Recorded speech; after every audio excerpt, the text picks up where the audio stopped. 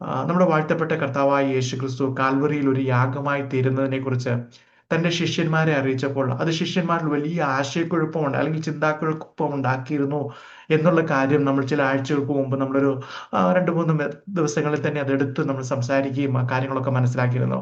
എന്നാൽ ആ വലിയ സങ്കടത്തെ അതിജീവിക്കുവാൻ ഉതകുന്ന ഒരു വലിയ വാക്തത്വവും കർത്താവ് നൽകിയിരുന്നു. അതൊരിക്കലും ഒരു ലോക നന്മയായിരുന്നില്ല. ലോകത്തിലെ രാജ്യത്വമോ ലോകത്തിലെ പദവിയോ ആ കാര്യങ്ങളുടെ ക്രമീകരണമോ ഒന്നും ആയിരുന്നില്ല. ആ വലിയ വാക്തത്വം അത് എന്നേക്കും അവരോട് കൂടിയിരിക്കുന്ന പരിശുദ്ധാത്മാവെന്ന കാര്യസ്ഥനെ അവർക്ക് വേണ്ടി അയച്ചു കൊടുക്കുമെന്നതായിരുന്നു ആ വലിയ വാക്തത്വം. പ്രിയമുള്ളവരെ, പരിശുദ്ധാത്മാവ് കേവലം ഒരു ശക്തി മാത്രമല്ല, ത്രിയേക ദൈവത്തിലെ ഒരു വ്യക്തിയാണെന്നും കൂടാതെ എല്ലാ ദൈവിക സ്വഭാവങ്ങളും പരിശുദ്ധാത്മാവിൽ കാണാനാകുന്നു ബൈബിൾ നമ്മളെ പഠിപ്പിക്കുന്നു എന്നുള്ളതൊക്കെ നമ്മൾ കഴിഞ്ഞ ആഴ്ച നമ്മളത് ചിന്തിച്ചാണല്ലോ. പരിശുദ്ധാത്മാവ് ഒരു ശക്തി മാത്രമായിരുന്നുവെങ്കിൽ നമുക്ക് നമ്മുടെ ഇഷ്ടാനുസരണം ആ ശക്തിയെ ഉപയോഗിക്കുകയും പ്രത്യേകിച്ച് കടപ്പാടുകളൊന്നുമില്ലാതെ നമുക്ക് മുന്നോട്ട് പോകാമായിരുന്നു. നമ്മുടെ ആവശ്യമുള്ള സമയത്ത് ആ ശക്തി ഒക്കെ വരട്ടെ, ആ ശക്തി എന്നെ ഉപയോഗിച്ച് ഇന്നത് നേടട്ടെ എന്ന് പറഞ്ഞ് നമുക്ക് മുന്നോട്ട് പോകാമായിരുന്നു. എന്നാൽ പരിശുദ്ധാത്മാവും മനസ്സും വികാരങ്ങളും ഇച്ഛാശക്തിയുമുള്ള, പ്രത്യേകിച്ച് ദൈവികത പ്രകാരമല്ലാത്ത നമ്മുടെ നടപ്പിൽ ദുഃഖിതനുമാകുന്ന ഒരു ദൈവിക വ്യക്തിത്വമാണെന്ന് കഴിഞ്ഞ ആഴ്ചയിലെ പഠനത്തിൽ നമ്മൾ മനസ്സിലാക്കിയല്ലോ. പിന്നെ പരിശുദ്ധാത്മാവ് ദൈവിക ത്രിത്വത്തിലെ എല്ലാ ദൈവിക ഗുണങ്ങളുമുള്ള ഒരു വ്യക്തിയാണെന്നുള്ള കാര്യം നമ്മൾ മനസ്സിലാക്കിയാൽ, നമ്മൾ അതിനെ ഉൾക്കൊണ്ടു കഴിഞ്ഞാൽ, ഏറ്റവും പ്രധാനമായി നാം ഉൾക്കൊള്ളേണ്ടത് അല്ലെങ്കിൽ നാം സ്വീകരിക്കേണ്ടത്, നമ്മൾ പരിശുദ്ധാത്മാവിനെ നിയന്ത്രിക്കാനുള്ളവരല്ല, മറിച്ച് പരിശുദ്ധാത്മാവിന്റെ നിയന്ത്രണത്തിലാണ് നമ്മൾ ജീവിക്കേണ്ടതെന്നാണ് നാം ഗ്രഹിക്കേണ്ടത്. പെന്തക്കോസ്ത് ദിനത്തിൽ ദൈവത്തിന്റെ ആത്മാവിനെ ഒരു പ്രത്യേക അല്ലെങ്കിൽ ഒരു പുതിയ രീതിയിൽ, അതുവരെ ഒന്നും ഇല്ലാത്ത രീതിയിൽ ആണ് യേശുക്രിസ്തു ശിഷ്യന്മാർക്ക് നൽകിയത് എന്നുള്ളത് അപ്പോസ്തല പ്രവർത്തികളിൽ നമുക്ക് കാണാൻ കഴിയുന്നല്ലോ. അത് അവർ ആത്മാവിൽ മുങ്ങിപ്പോകുന്ന, അല്ലെങ്കിൽ ആത്മാവ് അവരുടെ മേൽ കവിഞ്ഞൊഴുകുന്ന ഒരു പ്രത്യേക അനുഭവമായിരുന്നു. ആ നിലയിലായിരുന്നു അന്ന് ആ പരിശുദ്ധാത്മാവിനെ അവിടെ പകർന്നത്. തുടർന്ന് ശിഷ്യന്മാർ പൂർണ്ണമായും ആത്മാവിനാൽ നിറയപ്പെടുകയും ഒരു യഥാർത്ഥ ക്രിസ്തീയ ജീവിതം നയിക്കാൻ ആവശ്യമായ വലിയ ശക്തി പ്രാപിക്കുകയും, അല്ലെങ്കിൽ ഉയരത്തിലെ തന്നെ ആ ശക്തി പ്രാപിക്കുകയും ദൈവം ആഗ്രഹിച്ച നിലയിൽ യേശുവിന്റെ സാക്ഷികളായി അവനെ സേവിക്കുകയും ചെയ്തു. അത് അപ്പോസ്തല പ്രവൃത്തികൾ മുഴുവൻ ആ ചരിത്രം നമുക്ക് കാണാൻ കഴിയുന്നുണ്ട്. അവരെല്ലാവരും അപ്പോസ്തല പ്രവൃത്തികൾ മാത്രമല്ല, കഴിഞ്ഞ നൂറ്റാണ്ടുകളിലൊക്കെ ഉള്ള ദൈവിക ഭക്തന്മാരിലൂടെയൊക്കെ പരിശുദ്ധാത്മാവ് ചെയ്തിരുന്ന വലിയ പ്രവൃത്തികളൊക്കെ നമ്മൾ കണ്ടിട്ടുണ്ട്. നമ്മുടെയൊക്കെ ജീവിതത്തിൽ പരിശുദ്ധാത്മാവ് നടത്തുന്ന വഴികളൊക്കെ നമ്മളും നന്ദിയോടെ ദിവസങ്ങളിൽ ഓർക്കാറുണ്ടല്ലോ. ഇവിടെ ഈ അപ്പോസ്തലന്മാരെല്ലാവരും, അല്ലെങ്കിൽ കർത്താവിന്റെ ശിഷ്യന്മാരെല്ലാവരും ദൈവാത്മാവിനാൽ പ്രേരിതരായി, സ്വാധീനിക്കപ്പെട്ടവരായി, നിയന്ത്രിക്കപ്പെട്ടവരായി അവർ ജീവിച്ചു എന്നുള്ളതാണ് നമുക്ക് കാണാൻ കഴിയുന്നത്. പെന്തക്കോസ്തിലെ ആ പരിശുദ്ധാത്മാവിന്റെ പ്രത്യേക നിലയിലുള്ള ആ പ്രത്യക്ഷത മുതൽ ക്രിസ്തുവിൽ വിശ്വസിക്കുന്ന എല്ലാവരിലും ഈ ആത്മാവിനെ പകരുന്നുണ്ട്. അന്ന് മുതൽ ആഗ്രഹിക്കുന്ന എല്ലാവരിലും അത് കർത്താവ് പകരുന്നുള്ളത് നമ്മുടെയൊക്കെ ജീവിതത്തിൽ അത് പകരുന്നുണ്ട്. എന്ന് പറഞ്ഞ പോലെ ആഗ്രഹിക്കുന്ന, ദിവസത്തിൽ സമർപ്പിക്കുന്ന എല്ലാവരിലും അത് പകരുന്നുണ്ട്. യേശു കർത്താവ് ആ വലിയ വാക്തത്വം ആ നിലയിൽ തന്നെ പറഞ്ഞിട്ടുണ്ട്. യോഹന്നാന്റെ സുവിശേഷം 7-ാം 37-38 വാക്യങ്ങൾ ഇങ്ങനെയാണ് പറയുന്നത്: ഉത്സവത്തിന്റെ മഹാദിനമായ ഒടുക്കത്തെ നാളിൽ യേശു നിന്നുകൊണ്ട്, ദാഹിക്കുന്നവനെല്ലാം എന്റെ അടുക്കൽ വന്നു കുടിക്കട്ടെ, എന്നിൽ വിശ്വസിക്കുന്നവന്റെ ഉള്ളിൽ നിന്ന് തിരുവെഴുത്ത് പറയുന്നത് പോലെ ജീവജലത്തിന്റെ നദികൾ ഒഴുകും. ഇവിടെ പറയുന്ന കാര്യം ആ പരിശുദ്ധാത്മാവിനെ കുറിച്ച് തന്നെയാണ്. ക്രിസ്തുവിൽ വിശ്വസിച്ച് രക്ഷിക്കപ്പെടുന്ന ഓരോ ദൈവ പൈതലും ക്രിസ്തുവിന് ഉള്ളവരാണെന്നുള്ളതിന്റെ തെളിവാണ് ഇപ്രകാരം ആത്മാവിനാൽ നിറയപ്പെടുന്നതിലൂടെ വ്യക്തമാകുന്നത്. യേശുവിനെ രക്ഷിതാവായി സ്വീകരിക്കുകയും പരിശുദ്ധാത്മാ സ്നാനത്താൽ ക്രിസ്തുവിന്റെ സഭയുടെ അംഗമായി തീരുന്ന ഓരോ വിശ്വാസിയും പരിശുദ്ധാത്മാവിനാൽ നിറഞ്ഞവരായിരിക്കണമെന്നാണ് തിരുവചനം നമ്മെ പഠിപ്പിക്കുന്നത്.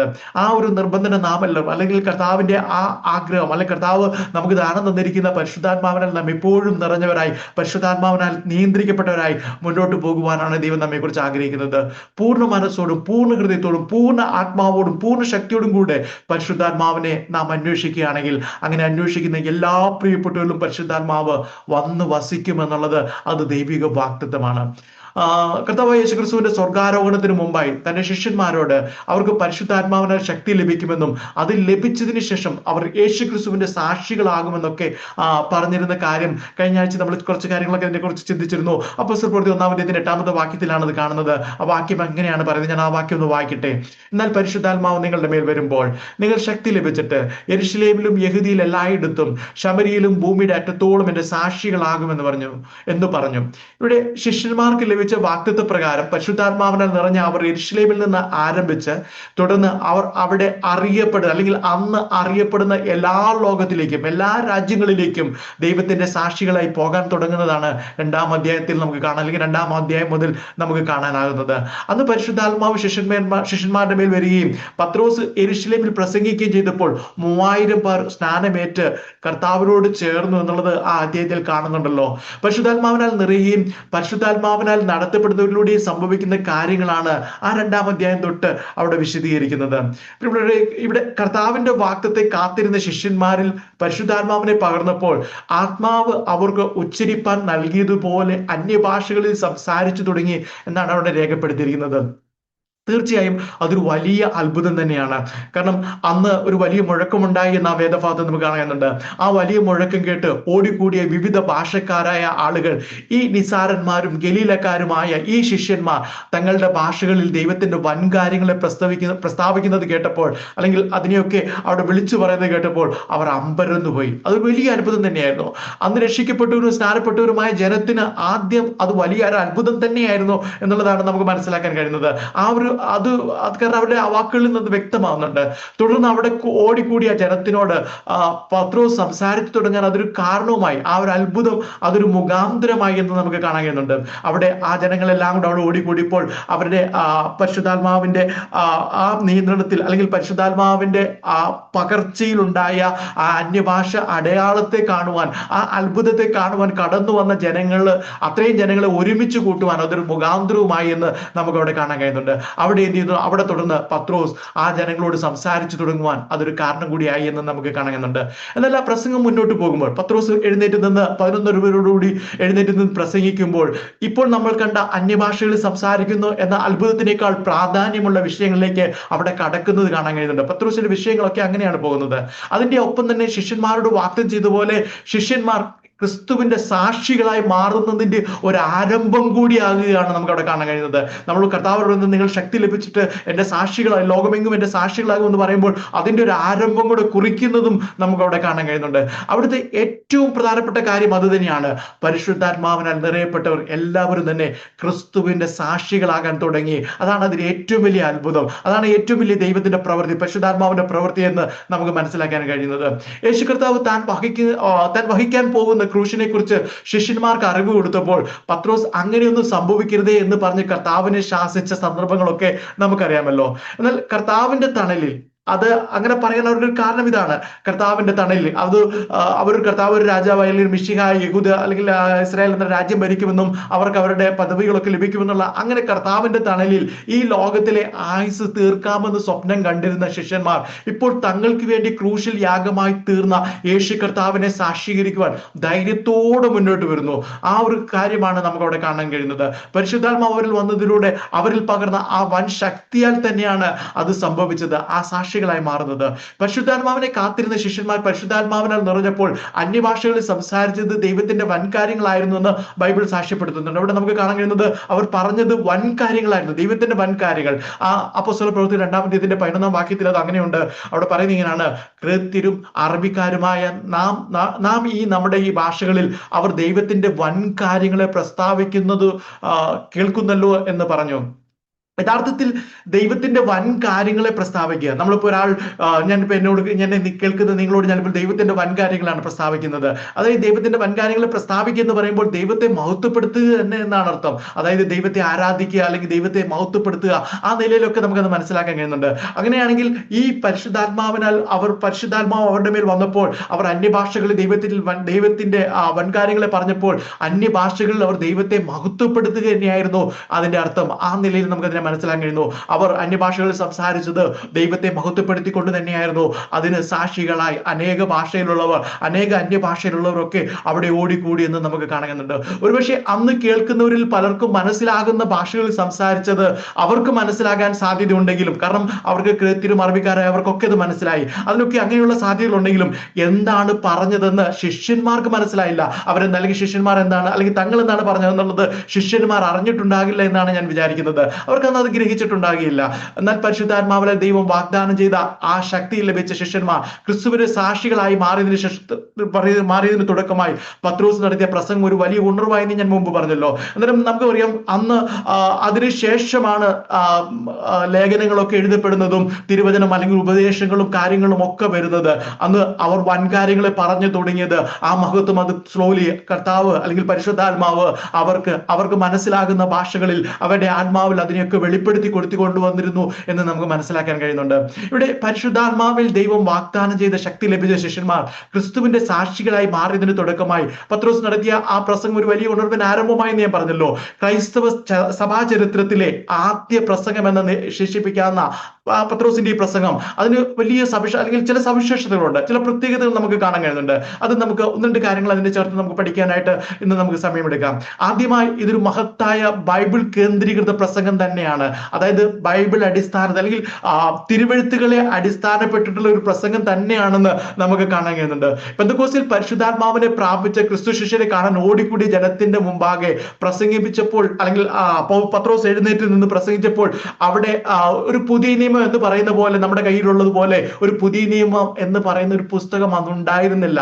അന്ന് അങ്ങനെ ഒരു ലേഖനങ്ങളോ മറ്റു കാര്യങ്ങളോ ഒന്നുമില്ലായിരുന്നു. അവരുടെ കയ്യിലുണ്ടായിരുന്നത് യഹൂദന്മാരൊക്കെ ഉപയോഗിച്ചിരുന്ന ആ പഴയ നിയമം മാത്രമായിരുന്നു.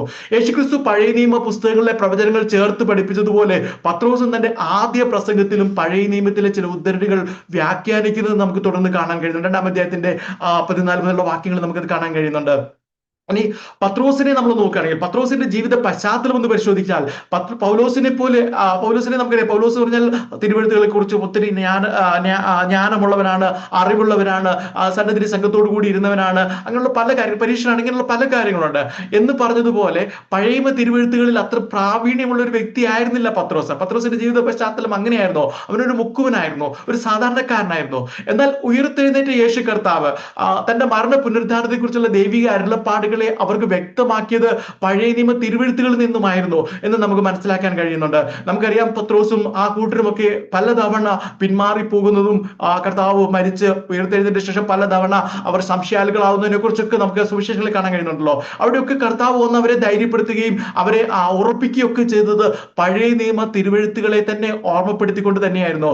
നമുക്കറിയാം എമ്മൗസിലേക്ക് കടന്നുപോയ 2 ശിഷ്യന്മാരോട് കൂടെ നടന്നുകൊണ്ട് യേശു കർത്താവ് മോശ തുടങ്ങി സകല പ്രവാചകന്മാർ നിന്നും എല്ലാ തിരുവെഴുത്തുകളിലും തന്നെ കുറിച്ചുള്ളത് അവർക്ക് വ്യാഖ്യാനിച്ചു കൊടുത്തു എന്നത് ആ വേദഭാഗം നമുക്കറിയാമല്ലോ. അതും പഴയ നിയമ തിരുവെഴുത്തുകളിൽ നിന്ന് തന്നെയാണ് കർത്താവ് പറയുന്നത്.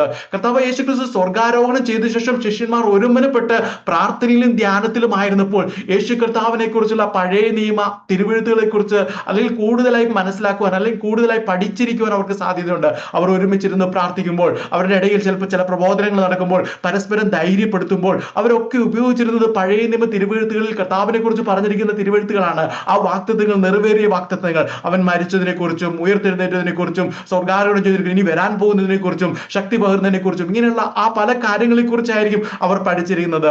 ഇനി നമുക്കറിയാം അപ്പോസ്തലപ്രവൃത്തിയിലെ ആദ്യ അധ്യായങ്ങൾ പരിശോധിക്കുമ്പോൾ തന്നെ നമുക്ക് കാണാൻ കഴിയുന്ന ഒരു കാര്യം കർത്താവിനെ ഒറ്റിക്കൊടുത്ത യൂദായുടെ പകരക്കാരനെ തിരഞ്ഞെടുക്കുന്നത് നമുക്ക് അവിടെ കാണാൻ കഴിയുന്നുണ്ട്. അങ്ങനെ യൂദായുടെ പകരക്കാരനെ തിരഞ്ഞെടുക്കുന്ന സമയത്ത് പത്രോസ് സങ്കീർത്തനങ്ങളിൽ നിന്നാണ് ഉദ്ധരിക്കുന്നത്. അതിന്റെ അർത്ഥം അവർ പഴയ നിയമ തിരുവെഴുത്തുകളിൽ കൂടി തന്നെ കടന്നു പോവുകയായിരുന്നു. ആ ദിവസങ്ങളിൽ അതിൽ തന്നെ അവർ മുഴുകിയിരിക്കുന്നു എന്ന് നമുക്ക് കാണാൻ കഴിയുന്നുണ്ട്. പക്ഷേ ഇങ്ങനെ പഴയ നിയമ തിരുവെഴുത്തുകൾ നമുക്കറിയാം ഈ കാലഘട്ടങ്ങളിൽ നമ്മൾ ക്രിസ്തീയ പ്രസംഗകർ അല്ലെങ്കിൽ ഉണർവ് പ്രസംഗം എന്നൊക്കെ പറഞ്ഞ പലരും പ്രസംഗിക്കാൻ ആഗ്രഹിക്കുന്നത് എപ്പോഴും പഴയ നിയമ തിരുവെഴുത്തുകളിൽ നിന്ന് തന്നെയാണ്. അല്ലെങ്കിൽ പഴയ നിയമ തിരുവെഴുത്തുകളിൽ ഇസ്രായേലിനോടുള്ള ബന്ധത്തിലുള്ള അവരുടെ ഭൗതിക അനുഗ്രഹങ്ങളെ എടുത്ത് അത് നമ്മുടെ അനുഗ്രഹങ്ങളാക്കി എന്ന നിലയിലൊക്കെ പ്രസംഗിക്കുന്നത് ഒത്തിരി കേട്ടിട്ടുണ്ടാവുമല്ലോ. അങ്ങനെയുള്ള കാര്യങ്ങളൊക്കെ നമുക്ക് പരിചയമുള്ളതാണല്ലോ. എന്നാൽ ഈ കർത്താവ് സ്വർഗാരോഹണം ചെയ്ത ശേഷം അവർ പഴയ നിയമ തിരുവെഴുത്തുകളെ പരിശോധിച്ചപ്പോൾ അവരുടെ കണ്ണുകൾ ഉടക്കിയത് ഏതെങ്കിലും ഒരു ഭൗതിക അനുഗ്രഹത്തോട് ബന്ധപ്പെടുത്തുന്ന ഇസ്രായേലിന്റെ വാഗ്ദത്തങ്ങളിലായിരുന്നില്ല. അവർ പഴയ നിയമത്തിൽ അവരുടെ കണ്ണുകളും ഹൃദയങ്ങളും അന്വേഷിച്ചത് യേശു ക്രിസ്തുവിനെ തന്നെയായിരുന്നു. ക്രിസ്തുവിൽ കൂടി ലഭിക്കുന്ന ആ വാഗ്ദത്തങ്ങളിലേക്കായിരുന്നു. നമുക്ക് പിന്നീട് നമ്മൾ നോക്കുമ്പോൾ പുതിയ നിയമ ലേഖനങ്ങൾ, പുതിയ നിയമ പുസ്തകങ്ങളൊക്കെ എഴുതുമ്പോൾ അവിടെയൊക്കെ ലക്ഷ്യമാക്കുന്നത് ആ പഴയ നിയമ അനുഗ്രഹങ്ങൾക്കൊക്കെ ഉപരിയായിട്ട് മാറാനായിട്ട് വേറൊരു ലക്ഷ്യത്തിലേക്കാണ്. അവിടെയാണ് ആ പുതിയ നിയമത്തിന്റെ വ്യത്യസ്തതയും അതിന്റെ ആ മനോഹാരിതയും ദൈവത്തിന്റെ ആ വലിയ പർപ്പസും ഒക്കെ നമുക്ക് അവിടെ കാണാൻ കഴിയുന്നത്. ഇവിടെ ശിഷ്യന്മാരുടെ കണ്ണുകളും ഹൃദയവും അന്വേഷിച്ചത് യേശു ക്രിസ്തുവിനെ തന്നെയായിരുന്നു, ക്രിസ്തുവിൽ കൂടി ലഭിക്കുന്ന അനുഗ്രഹങ്ങളുമായിരുന്നു. പ്രിയമുള്ളവരെ, അത് നമുക്ക് തിരുത്തുവാനും അത് നമുക്ക് മനസ്സിലാക്കുവാനുള്ള ഒരു വലിയ കാര്യമാണ്. പഴയ തിരുവെഴുത്തുകളിൽ അത് പ്രവചനത്തിലേക്കൊക്കെ നാം കടന്നു പോകുമ്പോൾ അവിടെയും നാം അന്വേഷിക്കേണ്ടത് കർത്താവിനെ തന്നെയാണ്, കർത്താവിന്റെ വാഗ്ദത്തങ്ങളെ കുറിച്ചാണ്, കർത്താവിന്റെ പുതിയ നിയമത്തിലേക്ക് കർത്താവ് അത് എങ്ങനെ അത് നിവർത്തിക്കുന്നു എന്നുള്ളതിനെ കുറിച്ചാണ്. അതാണ് നാം അന്വേഷിക്കേണ്ടത്. പരിശുദ്ധാത്മാവിനാൽ നിറഞ്ഞ അന്യഭാഷകളിൽ സംസാരിക്കുന്ന ക്രിസ്തു ശിഷ്യരെ അവിടെ ഓടിക്കൂടിയ ജനത്തിൽ ചിലർ അത്ഭുതത്തോടും കൗതുകത്തോടും പരിഭ്രമത്തോടും തന്നെ കണ്ട കാര്യങ്ങളൊക്കെ ഞാൻ പറഞ്ഞല്ലോ. അങ്ങനെ കണ്ടപ്പോൾ തന്നെ മറ്റു ചിലർ അവരെ പരിഹാസത്തോടെയും കണ്ടു എന്ന് അവിടെ കാണാൻ കഴിയുന്നുണ്ട്. അതിന്റെ 11-13 വാക്യങ്ങളിൽ 11ാമത്തെ വാക്യം നമ്മൾ വായിച്ചതാണല്ലോ. ക്രേത്യരും അറബിക്കാരുമായ നാം നമ്മുടെ ഭാഷകളിൽ ഇവർ ദൈവത്തിന്റെ വൻകാര്യങ്ങളെ പ്രസ്താവിക്കുന്നത് കേൾക്കുന്നുവല്ലോ എന്ന് പറഞ്ഞു. എല്ലാവരും ഭ്രമിച്ചു ചഞ്ചലിച്ചു, ഇതെന്തായിരിക്കുമെന്ന് തമ്മിൽ പറഞ്ഞു. ഒരു വലിയ കൂട്ടം ഭ്രമിച്ചു. വലിയൊരു കൂട്ടം അങ്ങനെ തന്നെയാണ്. കാരണം അവർ കേൾക്കുന്നത്, ഞാൻ നേരത്തെ പറഞ്ഞതുപോലെ നിസാരന്മാരായ ഈ ജനങ്ങൾ, മുക്കുവന്മാരായ ഈ ശിഷ്യന്മാർ 12-11 പേര് മാത്രമല്ല, അവിടെ കൂടിയിരുന്ന 120 പേർ, അവരെല്ലാവരും വിവിധ ഭാഷകളിലൊക്കെ സംസാരിക്കുന്നത് അവരുടെ ഭാഷകളിൽ ദൈവത്തിന്റെ വൻകാര്യങ്ങളാണെന്ന് കണ്ടപ്പോൾ അവർ തമ്മിൽ പറഞ്ഞു പരിഭ്രമിച്ചത് നമുക്ക് കാണുന്നുണ്ട്. കൂടാതെ ഇവർ പുതുവീഞ്ഞ് കുടിച്ചിരിക്കുന്നു എന്ന് മറ്റു ചിലർ പരിഹസിച്ചു പറഞ്ഞു. ചിലർ അങ്ങനെയും പറഞ്ഞത് നമുക്ക് കാണുന്നുണ്ട്.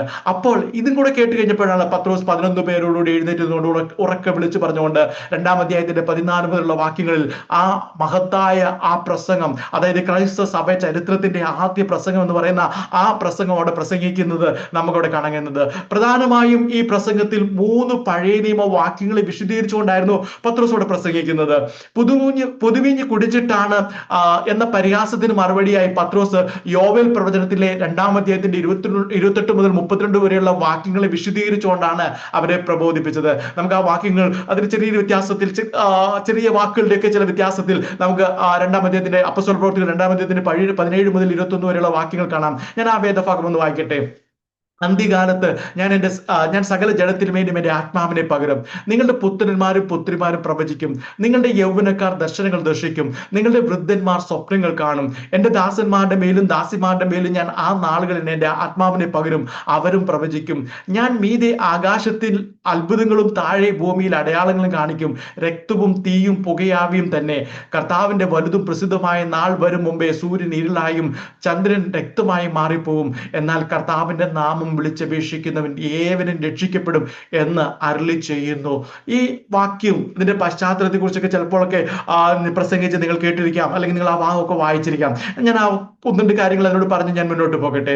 യഥാർത്ഥത്തിൽ ഇസ്രായേലിൽ ഉണ്ടായ ഒരു ദുരന്തത്തിന്റെ സന്ദർഭത്തിലാണ് യോവേൽ പ്രവാചകൻ ഈ പ്രവചനം എഴുതുന്നത്. ഒരു വലിയ ദുരന്തം, അതായത് ഒരു ഗ്രാമീണ കാർഷിക സമ്പദ് വ്യവസ്ഥയിൽ വലിയ നാശം വിതച്ച ഒരു വെട്ടുക്കിളി ആക്രമണം.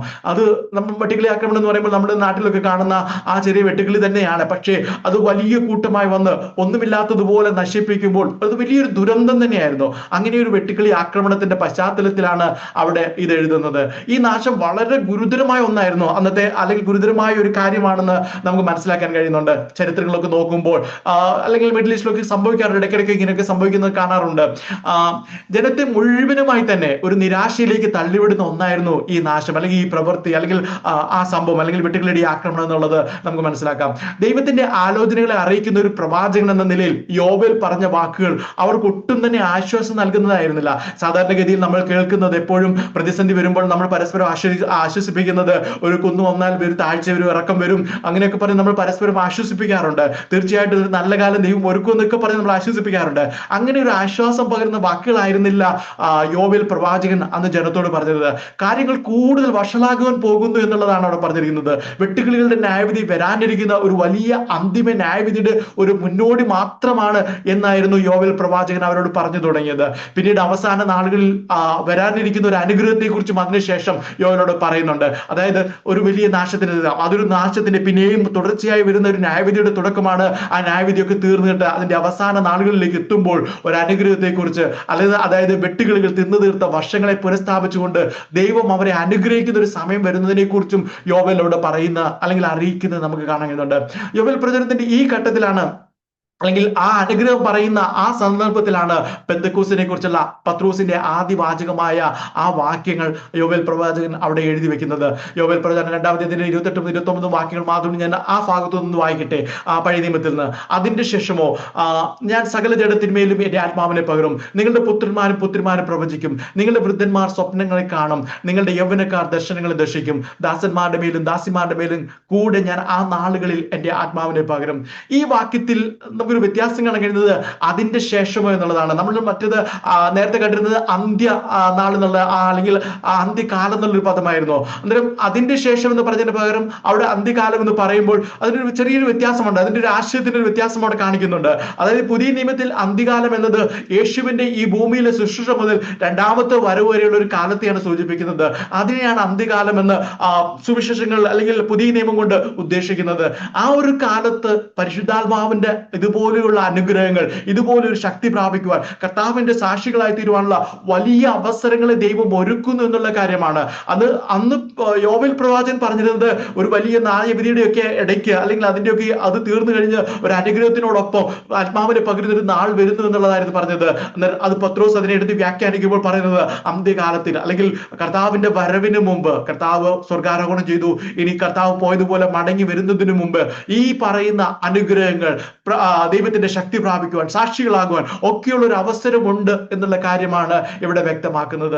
ദൈവമക്കളുടെ മേൽ പരിശുദ്ധാത്മാവ് പകരുന്നതിനെ കുറിച്ചുള്ള ഏറ്റവും വ്യക്തവും സ്പഷ്ടവുമായ പഴയ നിയമ പ്രവചനമായതിനാൽ പത്രോസ് തന്റെ പ്രസംഗത്തിൽ ആദ്യം ഈ വേദഭാഗം പരാമർശിച്ചത് അല്ലെങ്കിൽ പരാമർശമായിട്ട് നമുക്ക് കാണാം. തുടർന്ന് പത്രോസ് ഉദ്ധരിക്കുന്നത് രണ്ടാമത്തെ പഴയ നിയമ തിരുവചനം സങ്കീർത്തനങ്ങളിൽ നിന്നായിരുന്നു. കർത്താവായ യേശുക്രിസ്തുവിനെ ഒരു കല്ലറയിൽ അടക്കിയതിനു ശേഷം യഹൂദ മതപ്രമാണികൾ യേശുക്രിസ്തു ഉയർത്തെഴുന്നേൽക്കുമെന്ന വാക്കുകളെ പ്രതിരോധിക്കുക. നമുക്ക് ആ ചരിത്രം അറിയാം. അവർ ഉയർത്തെഴുന്നേറ്റു അല്ലെങ്കിൽ ശിഷ്യന്മാർ അവനെ മോഷ്ടിച്ചിട്ട് അല്ലെങ്കിൽ എന്ത് അവന്റെ ശരീരം മോഷ്ടിച്ചിട്ട് ഉയർത്തെഴുന്നേറ്റു എന്ന് പറയും എന്നൊക്കെ നല്ല രീതിയിലുള്ള വാദങ്ങളൊക്കെ അവിടെ അധികാരികളുടെ അടുത്ത് പോയി പറയുന്നതൊക്കെ നമുക്കറിയാം. അങ്ങനെ യേശുക്രിസ്തു ഉയർത്തെഴുന്നേൽക്കുമെന്നുള്ള വാക്കുകൾ പ്രതിരോധിക്കാൻ വേണ്ടി യേശുവിനെ അടക്കിയ കല്ലറയെ മുദ്ര വെക്കുകയും കാവൽ ഏർപ്പെടുത്തുകയും ചെയ്തിരുന്നു എന്നുള്ള ആ ചരിത്രമാണ് അവിടെ കാണുന്നത്. എന്നാൽ ഇത് ഒരു ദൈവിക പദ്ധതി ആയിരുന്നുകൊണ്ട് യേശുവിനെ പിടിച്ചു വെക്കുവാൻ മരണത്തിനോ റോമ ഗവൺമെന്റിന്റെ അധികാരത്തിനോ കഴിഞ്ഞിരുന്നില്ല. അല്ലെങ്കിൽ അന്നുണ്ടായിരുന്ന മതമേലധ്യക്ഷന്മാരുടെ അല്ലെങ്കിൽ മതരാഷ്ട്രീയ പ്രമാണിമാർക്ക് അവർക്ക് ആർക്കും കഴിഞ്ഞില്ല.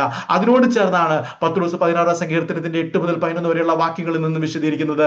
അത് അപ്പോസ്തല പ്രവൃത്തികൾ ഇങ്ങനെയാണ് പറയുന്നത്. 25 മുതൽ 28 വരെയുള്ള വാക്യങ്ങളിൽ ആ വേദവാക്യം ഞാനൊന്ന് വായിക്കട്ടെ. ഞാൻ കർത്താവിനെ എപ്പോഴും എന്റെ മുമ്പിൽ കണ്ടിരിക്കുന്നു, അവൻ എന്റെ വലതുഭാഗത്ത് ഇരിക്കിയാൽ ഞാൻ കുലുങ്ങിപ്പോകയില്ല.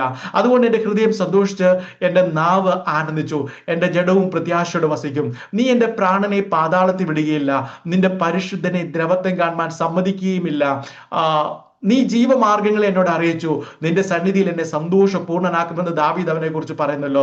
ഇവിടെ 27 വാക്യത്തിൽ നിന്റെ പരിശുദ്ധനെ ദ്രവത്വം കാണുവാൻ സമ്മതിക്കുകയില്ല, അതായത് ഒരു ശവക്കല്ലറയിൽ യേശു കർത്താവിന്റെ ജഡം അഴുകിത്തീരുവാൻ ദൈവം അനുവദിക്കില്ല എന്നാണ് അതിനർത്ഥം. നമുക്കറിയാം മറ്റു കല്ലറുകളിലൊക്കെ മരിച്ചവരുടെ അസ്ഥിയും അല്ലെങ്കിൽ മണ്ണായി തീർന്ന ജഡവും അതിന്റെ അവശിഷ്ടങ്ങളും ഒക്കെ ഉള്ളപ്പോൾ യേശു കർത്താവിന്റെ കല്ലറ ശൂന്യമായി കിടക്കുന്നു എന്നാണ് പത്രോസ് അവിടെ വന്ന ആ വലിയൊരു കൂട്ടം ജനത്തോട് പറഞ്ഞത്.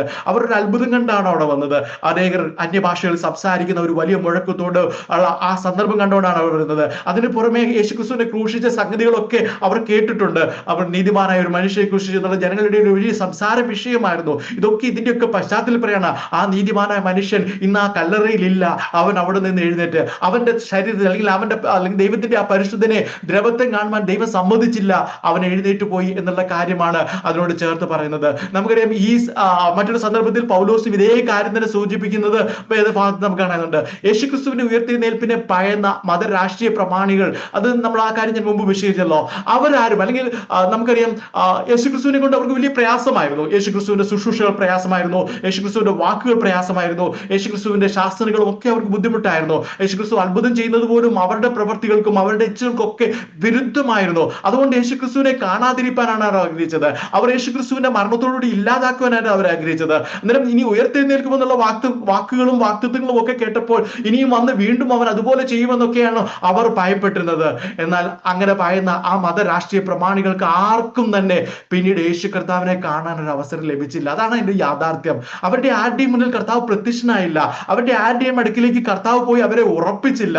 പരിശുദ്ധാത്മാവിനാൽ നിറയാൻ നിയോഗം ലഭിച്ച തന്റെ ഭക്തന്മാർക്ക് മാത്രമേ ഉയർത്തെഴുന്നേറ്റ കർത്താവിനെ കാണാൻ ഭാഗ്യം ലഭിച്ചിട്ടുള്ളൂ. അതൊരു വലിയൊരു സത്യം കൂടി നമ്മളെ വിളിച്ചറിയിക്കുന്നുണ്ട്. പ്രിയമുള്ളവരെ, പരിശുദ്ധാത്മാവിൽ നിറഞ്ഞ നമ്മളെ തന്നെ ചേർക്കുവാൻ വേണ്ടി മാത്രമാണ് ഇനിയും കർത്താവ് വരികയുള്ളൂ എന്നുള്ള സത്യം കൂടി എന്നോട് ചേർത്ത് നാം മനസ്സിലാക്കണം. പ്രിയമുള്ളവരെ, യേശു കർത്താവിനെ എതിർത്ത ഒരു കൂട്ടത്തിന് പിന്നീട് അവനെ കാണാൻ കഴിയാത്തതുപോലെ ഈ കാലഘട്ടത്തിൽ ദൈവത്തിന്റെ വചനം അറിയുവാൻ ഭാഗ്യം ലഭിച്ചിട്ട് പരിശുദ്ധാത്മാവിന്റെ ഹിതത്തിനനുസരിച്ച് മുന്നോട്ട് പോകാൻ കഴിയാതെ അല്ലെങ്കിൽ നഷ്ടപ്പെട്ടു പോകുന്നവർക്ക് കർത്താവിന്റെ വരവിലും കാണാൻ കഴിയില്ല എന്നുള്ളതും നമുക്ക് ഇതിനോട് ചേർത്ത് നാം മനസ്സിലാക്കേണ്ടതായിട്ടുണ്ട്. പ്രിയമുള്ളവരെ, ഞാൻ മുന്നോട്ട് പോകട്ടെ.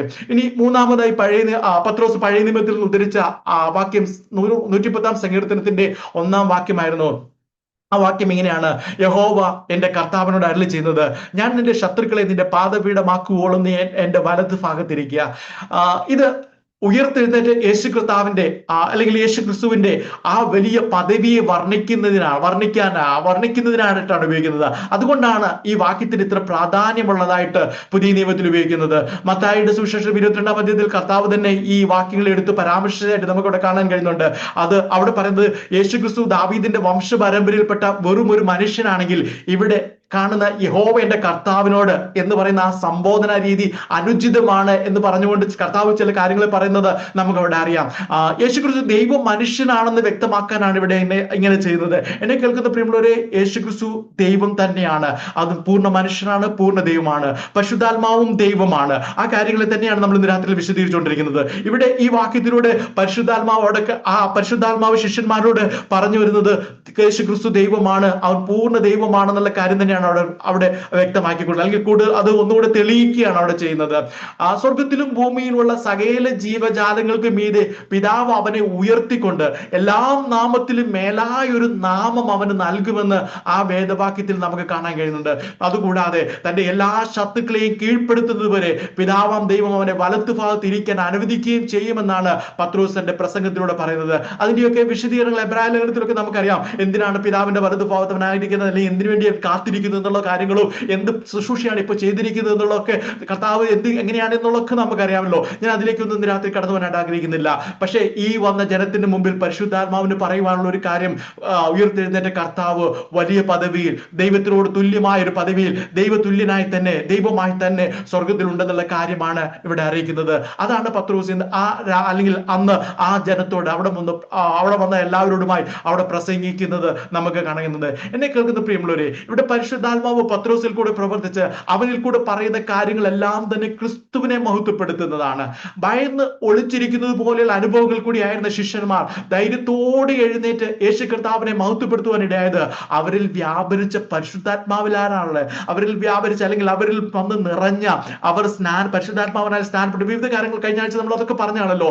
ആ അനുഭവം അവരുടെ ജീവിതത്തിൽ യാഥാർത്ഥ്യമായതിനാലാണ് അവർ ആ ധൈര്യമുള്ളവരായി കർത്താവിന് വേണ്ടി നിലനിൽക്കുവാൻ ഇടവരുന്നത്. പ്രിയമുള്ളവരെ, നമ്മളും പരിശുദ്ധാത്മാവ് നിറഞ്ഞവരായി ചെയ്തെടുക്കേണ്ടതും ഇത് തന്നെയാണ് നമ്മെ കുറിച്ചുമുള്ള ദൈവഹിതം. നമ്മുടെ കൂടിവരവുകളിൽ ദൈവത്തെ സ്തുതിക്കുന്നതിന് മാത്രമായുള്ള ഒരു ഉപാധിയോ കാരണമായോ മാത്രമായി നാം പരിശുദ്ധാത്മാവിനെ കാണുന്നത്. ഞാൻ എന്താണ് ഉദ്ദേശിച്ചതെന്ന് എന്നെ കേൾക്കുന്ന പ്രിയമുള്ളവരെ നിങ്ങൾക്ക് അത് മനസ്സിലാക്കണമെന്ന് ഞാൻ വിചാരിക്കുന്നു. പ്രിയമുള്ളവരെ, അതിനേക്കാളുപരി പരിശുദ്ധാത്മാവിന്റെ ആ നടത്തിപ്പിലേക്ക്, ഹിതത്തിലേക്ക് നമുക്ക്, അല്ലെങ്കിൽ ദൈവത്തിന്റെ സാക്ഷികളായി തീരുവാനുള്ള അവസരങ്ങളിലേക്ക്, ക്രിസ്തുയേശുവിനെ മഹത്വപ്പെടുത്തുവാനുള്ള അവസരങ്ങളിലേക്ക് നമുക്ക് എത്തിച്ചേരുവാൻ നമ്മുടെ ജീവിതത്തിൽ ഇടവരട്ടെ. പരിശുദ്ധാത്മാവിനെ ദുഃഖിപ്പിക്കുന്നതിനെ കുറിച്ച് ചില കാര്യങ്ങൾ കഴിഞ്ഞ ആഴ്ച നമ്മൾ ചിന്തിച്ചു. നമ്മൾ എഫെസി ലേഖനത്തിൽ നിന്ന് അതെല്ലാ പോയിന്റ് ആയിട്ട് തന്നെ നമ്മൾ ചിന്തിച്ചാണല്ലോ. പരിശുദ്ധാത്മാവ് നമ്മുടെ മേൽ പകരുന്ന ശക്തിയെയും അവസരങ്ങളെയും നമ്മൾ അവഗണിക്കുന്നതും അറിയാതെ പോകുന്നതും പരിശുദ്ധാത്മാവിനെ ദുഃഖിപ്പിക്കുമെന്നുള്ളതും നാം അറിയണം. പ്രിയമുള്ളവരെ, നമ്മുടെ സ്വഭാവം മോശമാകുമ്പോൾ മാത്രമല്ല, നമ്മൾ ദൈവത്തിന്റെ ഹിതമല്ലാത്ത അല്ലെങ്കിൽ മറ്റുള്ള കാര്യങ്ങളിലേക്കൊക്കെ പോകുമ്പോൾ മാത്രമല്ല പരിശുദ്ധാത്മാവ് ദുഃഖിക്കുന്നത്. കള്ളം പറയുമ്പോൾ, മോഷ്ടിക്കുമ്പോൾ, ദുഃഖിക്കും. അല്ലെങ്കിൽ അങ്ങനെയുള്ള കാര്യങ്ങൾ മാത്രം ചെയ്യുമ്പോഴല്ല പരിശുദ്ധാത്മാവ് ദുഃഖിക്കുന്നത്. പരിശുദ്ധാത്മാവ് നമ്മുടെ മേൽ പകരുന്ന ഒരു വലിയ ശക്തിയുണ്ട്. ശക്തി ലഭിക്കുന്നതിനെ പറയുന്നത് ആ വലിയ ശക്തി അതെന്തിനാണെന്നുള്ളത്. ആ ശക്തി കൊണ്ട് അല്ലെങ്കിൽ പത്രോസിന് ഒരു അവസരം ഉണ്ടാക്കി. ആ മുഴക്കം കേട്ട് കൂടി വന്നപ്പോൾ ഒരു അവസരമുണ്ടായി. ആ അവസരം തക്കത്തിൽ ഉപയോഗിച്ചതുപോലെ അങ്ങനെയുള്ള അവസരങ്ങളെയും ശക്തിയെയും അവഗണിക്കുന്നതും അതിനെ അറിയാതെ പോകുന്നതും പരിശുദ്ധാത്മാവിനെ ദുഃഖിപ്പിക്കുമെന്നുള്ളത് നാം അറിയണം. എന്നെ കേൾക്കുന്ന പ്രിയമുള്ളവരെ, വരുന്ന ആളുകളിൽ പരിശുദ്ധാത്മാവിനെ നയിക്കപ്പെടുവാൻ നമ്മുടെ എല്ലാവരുടെയും ജീവിതത്തിൽ ദൈവം ഇടയാക്കട്ടെ എന്നുള്ള പ്രാർത്ഥനയോട് ഞാൻ ഇതോടെ അവസാനിപ്പിക്കുന്നു. ദൈവ വചനങ്ങളെ നാം എല്ലാവരെയും അനുഗ്രഹിക്കുമാറാകട്ടെ. ആമേൻ.